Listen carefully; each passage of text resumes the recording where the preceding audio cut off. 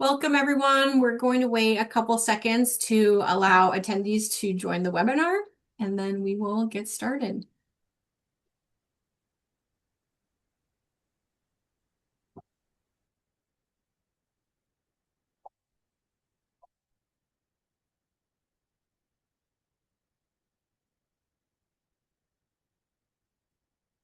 Okay, well, hello. My name is Anna, and it's my pleasure as the Assistant Director for Constituent Relations to welcome you all to this 49er Industry Chat.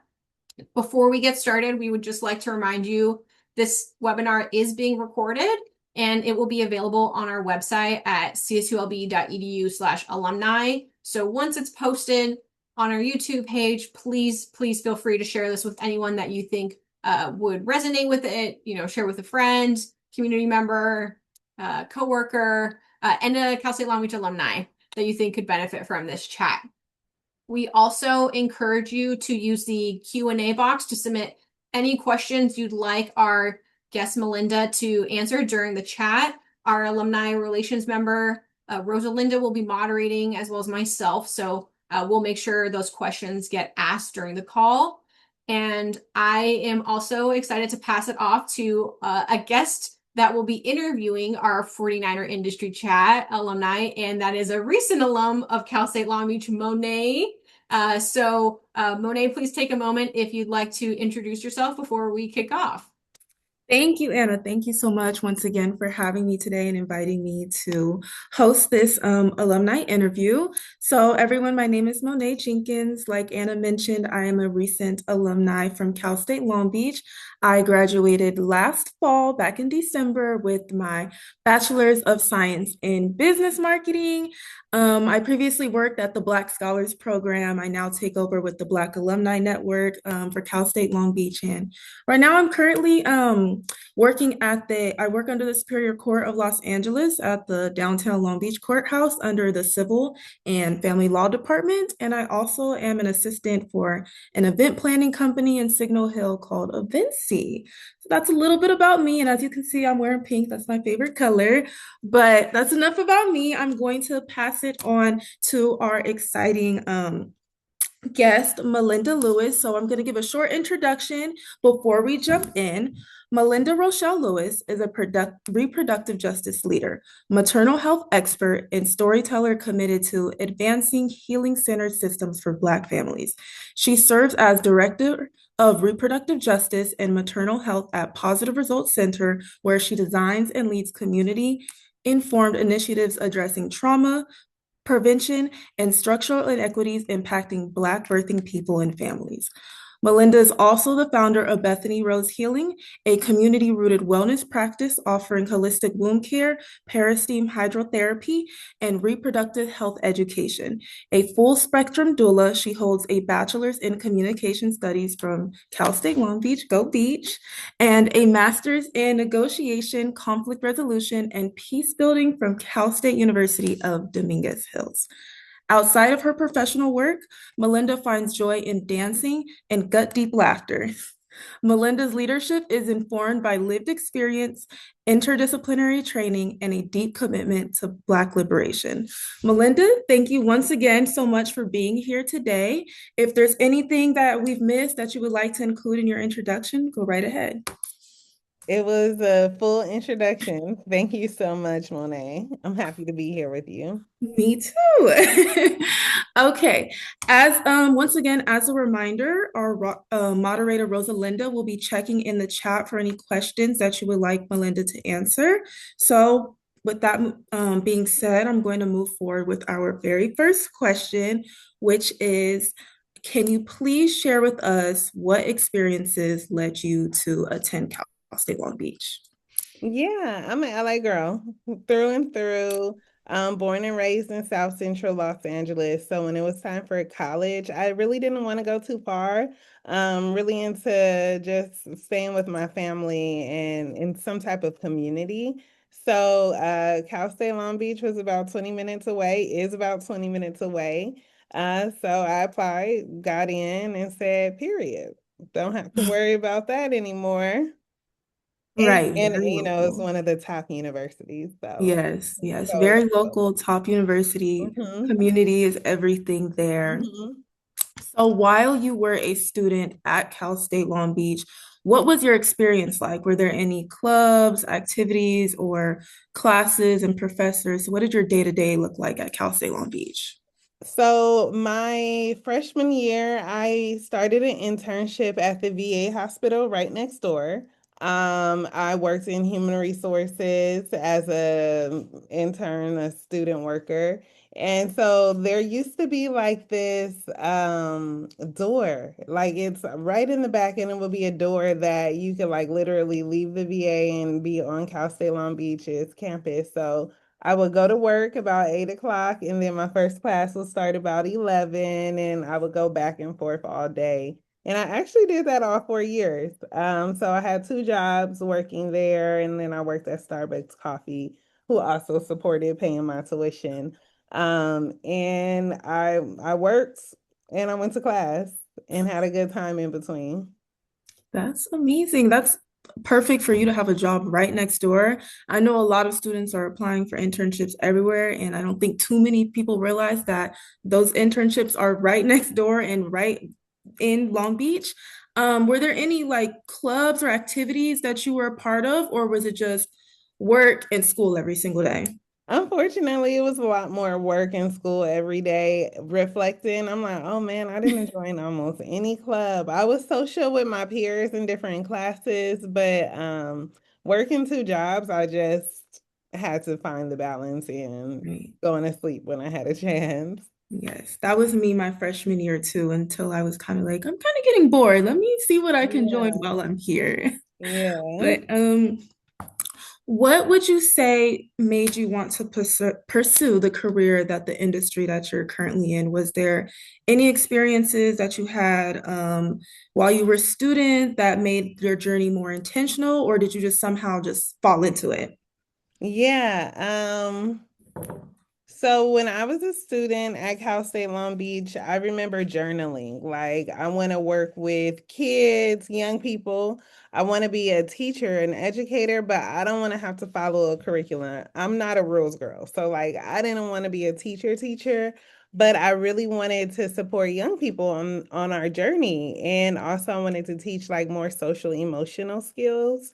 So, shortly after graduating Cal State Long Beach, I got a job with a nonprofit and was actually teaching social emotional skills to young people. I started at a middle school and then was at a high school for about 7 years, and I loved it. It was so much fun. I was like literally at the school every single day, same school hours, working with kids. I was a case manager, and like I just fell in love with everything about it. I became best friends with like principals, and then once you get the principals on your side, then you get the custodians on your side, and then you get the keys to the whole city, right? So I'm like, I like it was the best time, and the young people were cool.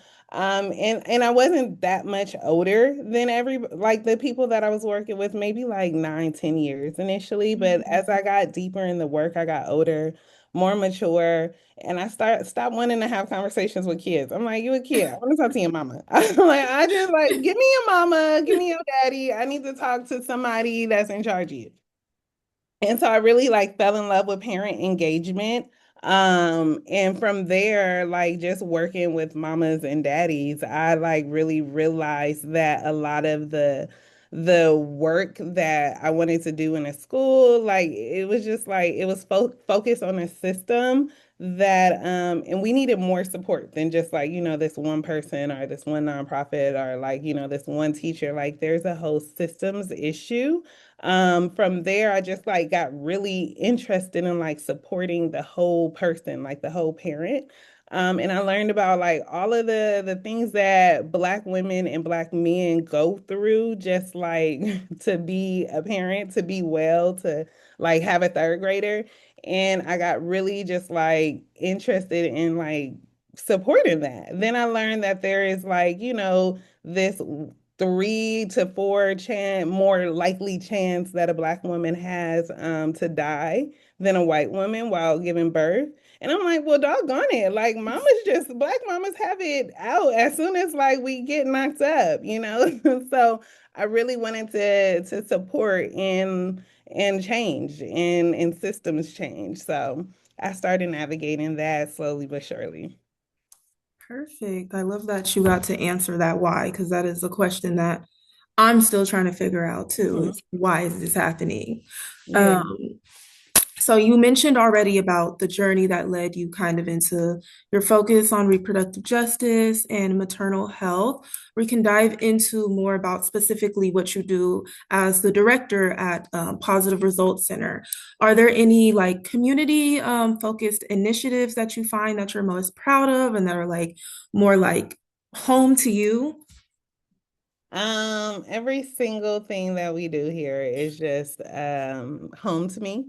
At Positive Results Center, it's a tremendous place to work, and the work that we do, I'm incredibly proud of. Um, I lead my most funnest and most consistent program is a Wind Down Wednesday. So it is a monthly gathering, sister circle gathering, dinner party centering Black women. And we get about 25, 30 Black women from all over LA County. Sometimes they come from Orange County, sometimes they come from San Bernardino County. But like Black women just gather and then we eat some nourishing food. We have whatever kind of tea, wine, water you drinking, and we just like talk. And it's like those just like simple gatherings where we get to talk about like health and we get to say like, girl, like how long you been bleeding? Because you was on your period this time last month. Like that's not normal. Let's go to the doctor. Like, you know, like those small promptings that sometimes being grown and being a partner and a mom and a professional, you sometimes just stop taking care of yourself. Mhm. Um, and like other times where we get to like just like rejoice because like what? Like your kid did what? And you've been working on this for how long? We so proud of you.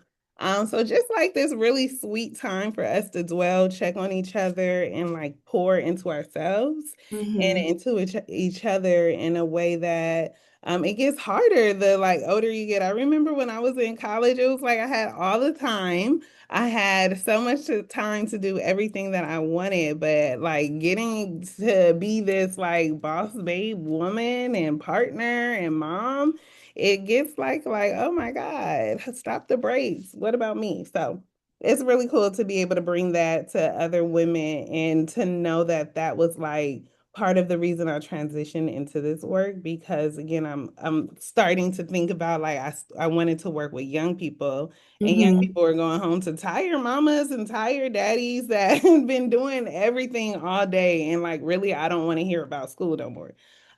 So yeah.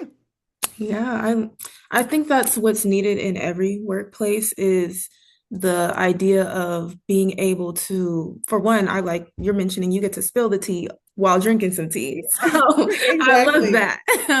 But I think a lot of what makes people's work experience more enjoyable and something how you're able to mention that you're proud of it is being able to move outside of a workspace and being able to be comfortable with one another, but a Mm-hmm. lot of us can't feel comfortable in one another if there's not Mm-hmm. like these type of initiatives to Mm-hmm. make that happen. So I Mm-hmm. love that you're able to bring together a community from not just Los Angeles, but people are coming down from all over to sip some tea and Yeah. share our stories about how long we bled this month. Yeah. That that's what's needed. Um, so yeah, thank you for sharing that for one. I'm gonna keep that in mind at this new job I have for me to have a little circle with my other student workers too. Um, so you mentioned the community initiatives that you find most proud of. So what does your day-to-day look like as a director? Ooh, great question. Every day looks different. Okay. So Mondays are like my team day, right? Like, so I come into the office, I'm meeting with different folks on my team. It's about six of us here at Positive Results Center. So we're deep into just like communication and planning. Tuesday is like my follow-up day where I'm doing a lot of admin things. I may have 2 or 3 calls with maybe like Stanford University or like LA County, or something like that. In between, they're usually like Zoom calls, and those are like those system meetings. So like I'm sitting on a community advisory board board with Stanford University, and there is this research going on for hemorrhage, and hemorrhage is the second one of the top leading causes to maternal health, to maternal mortality, excuse me. So doing that like university, that research, systems change, talking with them, and then also support with like LA County has a an initiative. It's really beautiful. I don't know if you've heard of it, Abundant Birth Project, and that is a guaranteed income program for folks in LA County, $800 for 18 months, and you get in with a lottery, and it's specifically for Black birthing people. And there's a couple of eligibility requirements, but it's really for like Black and Brown and folks that meet those like high intensity, like those early indicators for maternal mortality, like supporting just like, let's give you some money, no questions asked, and seeing how well you do while birthing and postpartum. It's really beautiful research there too, so it's a pilot program. So supporting with that, and then Wednesday I may have like 2 different programs that I might be hosting. Wind Down Wednesday is one. We do like other beautiful work. We have a youth ambassador program for young people here that goes on twice a week. And then we're on this Thursday, the month of March, I'm hosting a in partnership with Do Good Daniels in Long Beach. We're hosting a girls group for girls 12 to 17, but really like girls. You could be 24 young ladies, and we're talking about what is womanhood and how are we getting there, and what does it look like to be healthy and well as a Black, Brown, Indigenous girl in California. So that's Thursday, and then on Friday it's my like I'm at home, I'm answering emails, I'm wrapping up the day, the week. Please don't bother me if you don't have to. And then Saturday I'm fully plugged into motherhood, and I'm at the playground with my 3-year-old, getting broken down. Um, and then Sunday I'm at church fellowshipping. But there's differences every day and every week, right? There might be a conference, there might be a board member coming, there may be a funder coming, and different things that may happen, but really it's just lit, and I get to like wake up and do the work that I love. Perfect. You already answered my question on like where do you find that balance as a mother and then time for yourself as well. So you answered Oh, that perfectly. did I? Yes, I don't even have to re-ask that question, but let's dive into more specifically about the care that I mentioned in your bio, the peristeam, hydrotherapy, and the womb care. How do those support holistic reproductive health? Yeah. So Chinese medicine, Eastern medicine, which I am not like a doctor in, but I be reading books. And a couple of the books that I have read have shared that we have like 5 vital signs, right? Like our hearing, our touching, our seeing, our smelling, the vital signs. Mhm. But with women, with bleeding women, another vital sign is our period, our menstrual cycle. It tells you how you're doing, how well you're doing throughout the month, throughout your life, how your body is feeling, right? And I never heard that before. I never was taught that before. I'm an LA girl. So this Eastern medicine, these new thoughts, are this returning wisdom, really helped change my life. So like, I'm having cramps and I'm having migraines when I'm on my period, which has been so common. All the girlies, ever since we started getting periods, have had cramps and migraines, may throw up, might get sick, you might go to the ER. It's just another day with being a girly. But then I started like reading more and I'm learning like no, like migraines mean you probably are dehydrated, right? Like cramps mean that like you probably not moving the way you need to, or you're not resting the way you need to. If you keep bleeding, that means that you need to lay down. If you're not bleeding enough, it might mean that you're not eating right. I really started to learn more about my body's wisdom, our body's wisdom, and like fell in love with it. And I just wanted to start to do that deep practice on myself. And then I had a roommate. Now my roommate is like, girl, put me on. And so then we start doing it. Then she starts telling other girlies. Next thing I know, like I got an apartment full of the girls. And we're talking about like our periods. And first off, when do we ever really just talk about our periods besides it like kicking our tail? But like really like understanding how to fix it kind of, right? And now I'm getting the girlies coming back saying like, oh my God, I didn't get period or menstrual cramps for the first time in 7 years. And I'm like, yeah, I know, like this joint really works. So just like got really deeply interested and passionate about us knowing our bodies, us as in Black women, specifically Black, Brown, Indigenous, like what for us to return to this wisdom that we once knew, right? Like Mhm. even like Big Mama cooking in a cast iron skillet. Well, now you like read that like that has a little bit extra iron that like your food gets, and you know everybody iron deficient, so just like this like wisdom that we have shifted away from, returning to it and being well. and Mhm. and then I found that like shoot, well, if you know how your period is supposed to feel and you're learning how to be mindful of your body and what it's communicating before it gets too crazy, then like surely this is something we need to be teaching young people before we 30, right? So then this ties into the work that I get to work with Do Good Daniels with, working with young people 12 to and up. And we do different groups, girl groups throughout the years. So that's one thing. Yes. Yeah, I think that's conversations is where it starts, where it's Yeah. definitely needed. And I think what I can remember from when I first started my period is being taught how to put a pad on, and that's Hmm. it. But all of Hmm. my body is telling me these different signs, like Hmm. I'm throwing up on my periods, thinking that's normal. And eventually, I had to start having these conversations with my homegirls, like, "Hey, Hmm. y'all, I can't come to this event. I'm throwing up today," and they're like, "You're throwing up on your period?" Yeah, well, And I'm like, do you guys not throw up on your period? And they're like, no. And now I'm no. stuck with why.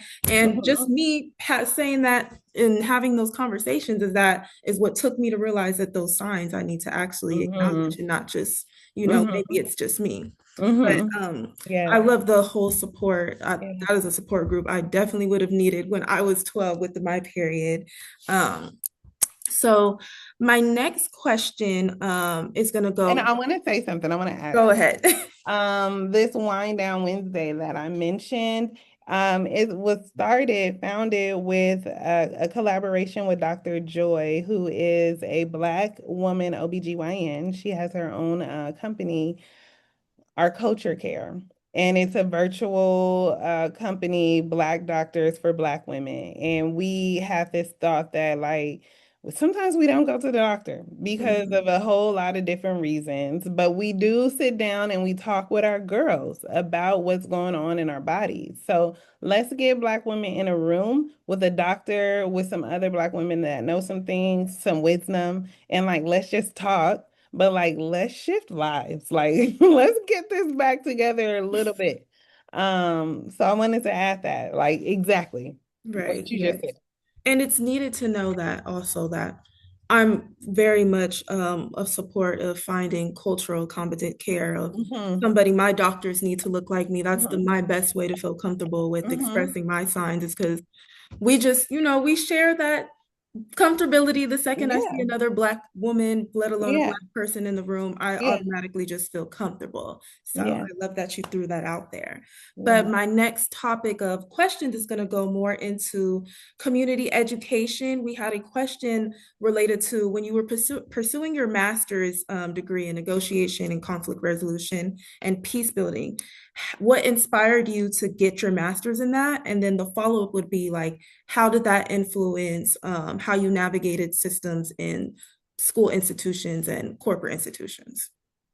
Okay, you're gonna have to give me the second part again Okay, after I answer the first part. got it. So I got my master's degree in negotiation, conflict resolution, and peace building because I was really interested in that conflict resolution piece and that peace building piece, especially being like a womanist, right? And for folks who are not familiar with the womanist term, that is something that was grown out of feminism. Black women said, hey, we need something too now. Black feminism in itself was founded by Black women, but womanism is like feminism, but like with a Black woman lens. Like we need to be well as women, and we need our men to be well as well, and our communities to be well. So I identify as a womanist, and I'm always thinking about how to support my people, my community as a Black woman, as a brown woman, as an indigenous person, right? Like, how do I support the people that I love? Because unfortunately, I'm looking around and not all of us are well. And it's so much deeper than just like, girl, get well. It's so systems, right? And so that conflict resolution and peace building, it really called to me because I wanted to bring like peace to us. My thesis in that program was about the introspection or the intra-personal conflict that Black women have with ourselves, just because it's tough being Black in America, being a woman in America. So to be a Black woman, like we can really like sometimes emotionally, psychologically, physically go through some things, right? Like the number one reason for Black women dying is heart failure, heart disease. And so, like, our heart is breaking in this country. Our heart is breaking in so many different ways. And so, I was just always interested in that, like, bringing peace and resolving conflicts within ourselves, within our communities, within our families. Great. The follow-up question was going to be how, with your master's, how did it influence how you navigated systems and institutions, whether that's with education institutions or corporate institutions as well? Yeah, it's always that flair to say, yeah, I got a master's degree, period. Like it's always gonna bring more. It's always gonna bring more. And hey. So I would say that, and really it's not just the master's degree. I really believe that it's the hunger and the passion behind my work, and the fact that there's this conversation going on. Whatever, but there's this conversation going on about like Black wellness and Black health, right? Like LAUSD and the other school districts, Long Beach Unified, like they have this Black student program, like Black wellness program, right? Like we have this conversation about Black mortality and Black morbidity. So there is this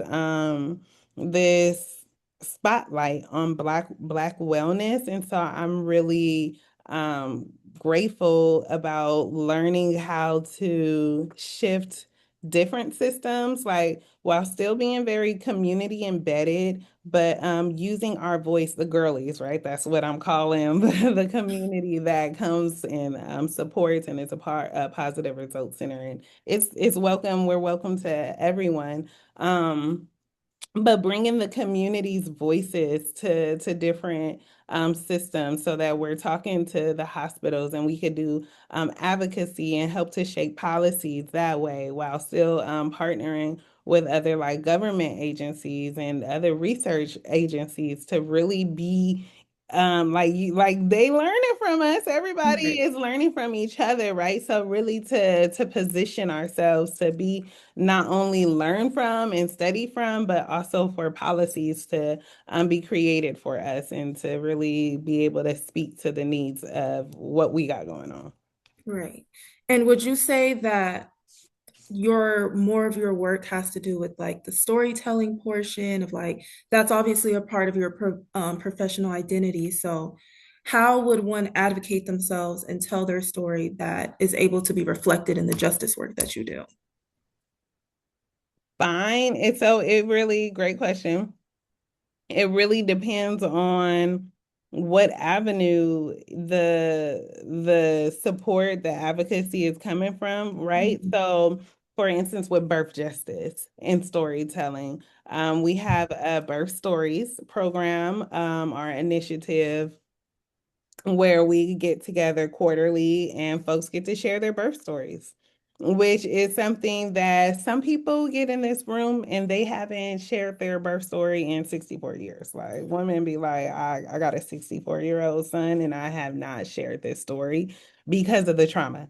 Right. And like we have these stories of like from joyous, beautiful home births to like stillbirths and the trauma that like that came from birthing. So anyway, we get these stories, but this space is also funded by like Stanford, right? And so we get these stories that live in our bodies that are taking up space, and we get to like throw them out. We get to release them. We get to release that trauma.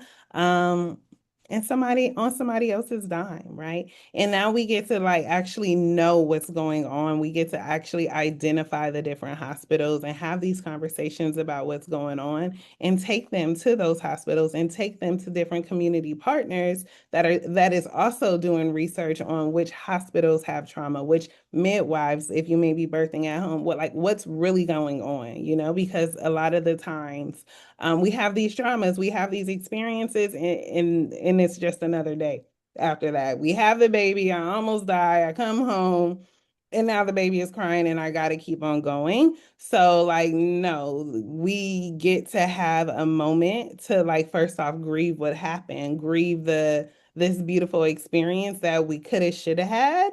Mhm. That didn't. Like, let's take a moment, let's heal from that or start the healing process. And also, like, let's get these stories in the right rooms with the right politicians that are shaping policies in LA County. And also, like, let's get these stories documented with other community partners that are like really tracking this work as well. Right, right. Thank you.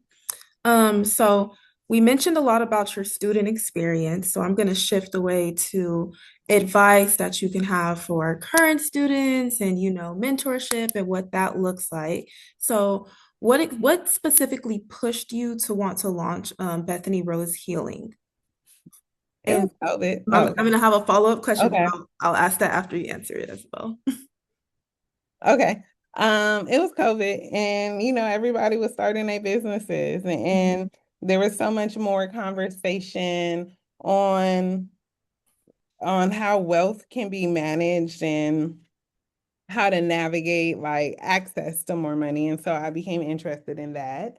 On the same end, like I just got really good at something outside of like what I went to school for and what I said like I traditionally wanted to do. Like I started to make like really good money from it.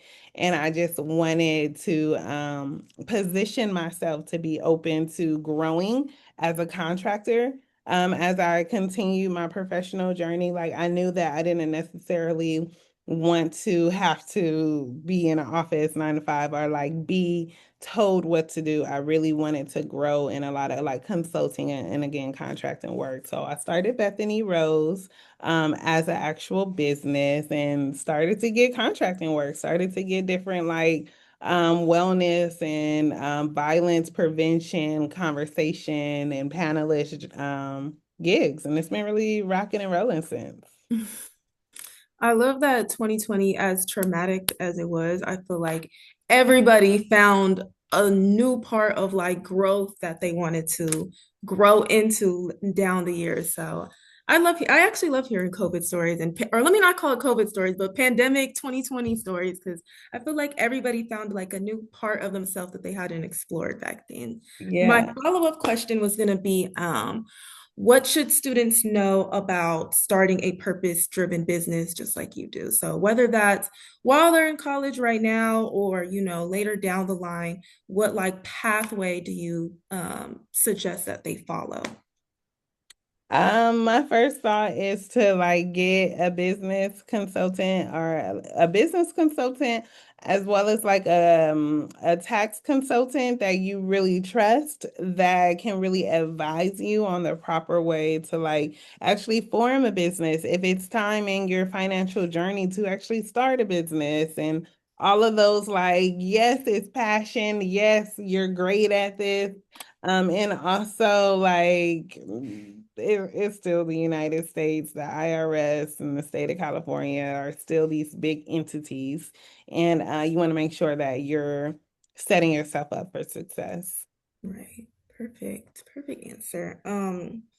My next follow-up question is going to be just a little short story.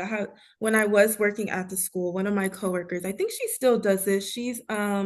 She's a part of our Black Health Professions organization. I love throwing the promo out there because they've only been founded for about a year, Mm-hmm. but she takes the bus every week to Cedar Sinai, I think is the Mm-hmm. name.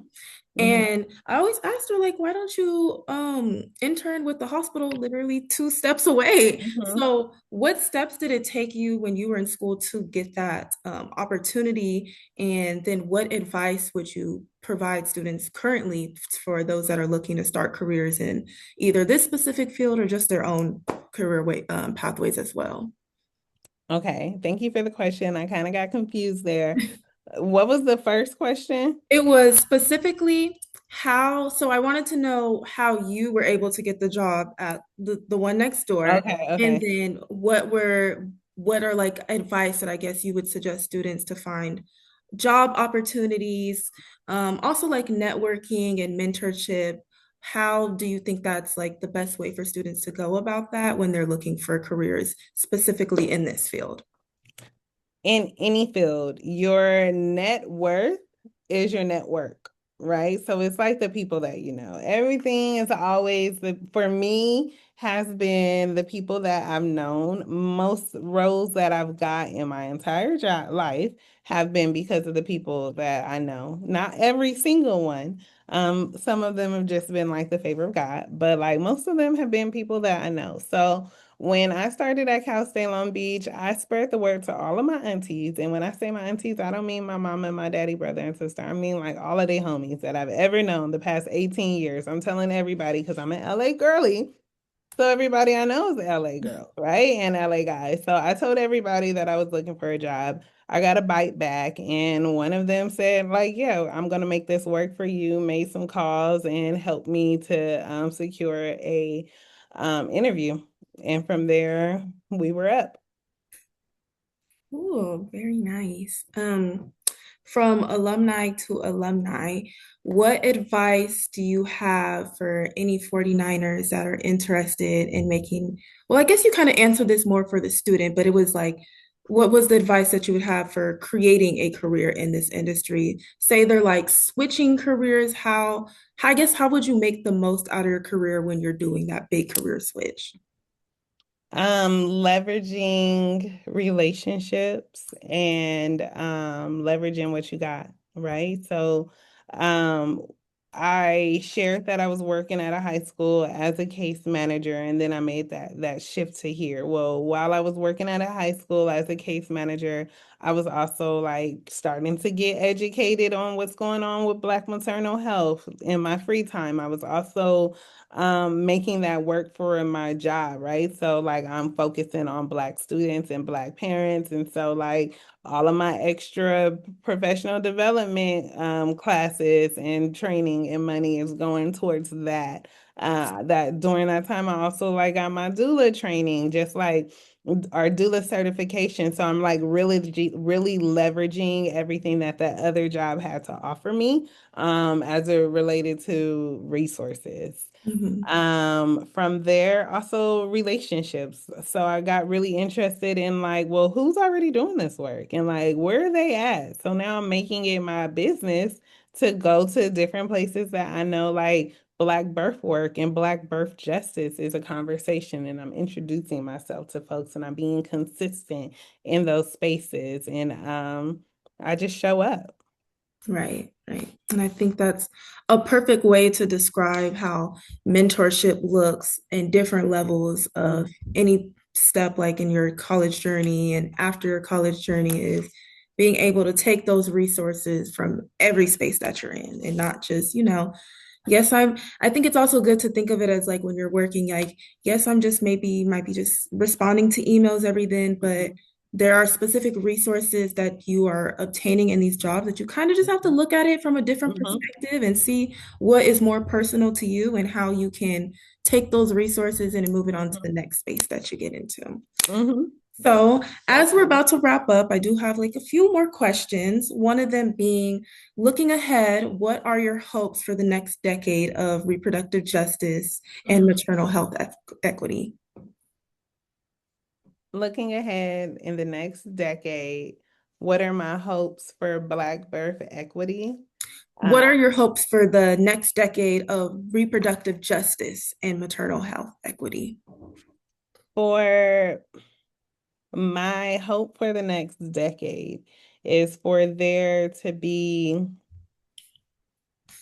system change in LA County and in California and in the whole wide world.